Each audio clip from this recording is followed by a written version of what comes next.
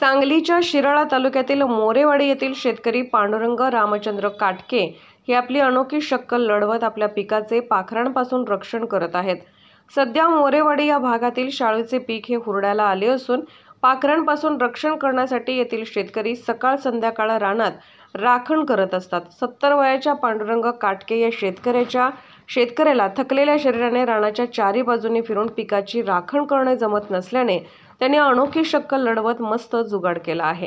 टाकाऊ लहान प्लास्टिकच्या बाटल्यांमध्ये बारीक खडे घालून त्या बाटल्या लांब लचक प्लास्टिकच्या रस्सीला काही अंतरावर बांधलेल्या आहेत आणि ती रस्सी त्यांनी आपल्या 8 गुंठे शाळू पिकाच्या चारही बाजूंना जागोजागी चिवे रोवून ती त्यांना बांधून सर्व रानातून फिरवली आहे आणि त्या रस्सीची 2 टोके आपल्या खोपीच्या मेढींना बांधलेली आहेत। पाखरं शाळू खायला आल्याची चाहूल लागली की लगेचच त्या रस्सीची दोन्ही टोके दोन्ही हातांनी काटके मामा ओढत राहतात। त्यामुळे खडे घातलेल्या प्लास्टिकच्या त्या बाटल्या खुळखुळा वाजवल्यासारख्या वाजतात आणि त्या आवाजानं पाखरं पळून जातात आणि झाडं पानाशी नातं सांगत पांडूमामाचं मातीत झिजलेलं शरीर गाळलेल्या कष्टाच्या घामातून मनातल्या मनात गात राहतं।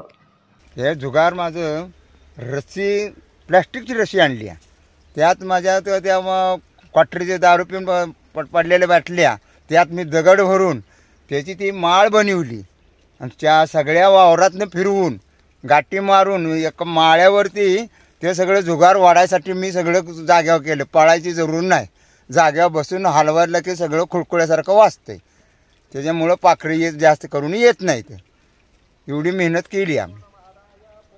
त्या 8.5 गुंठ्यामध्ये जे शाळू केलं ते पसाभर तेवढं घावलं की त्याच्यावरच आम्ही आमचं जगणं आहे। ते जर खाल्लं तर मग आम्ही कशावर जगणार? रोजगाराला पण जाऊ शकत नाही आम्ही। आमचं वय झालं आता 70 वय झालं, बाहेर रोजगार पण करू शकत नाही।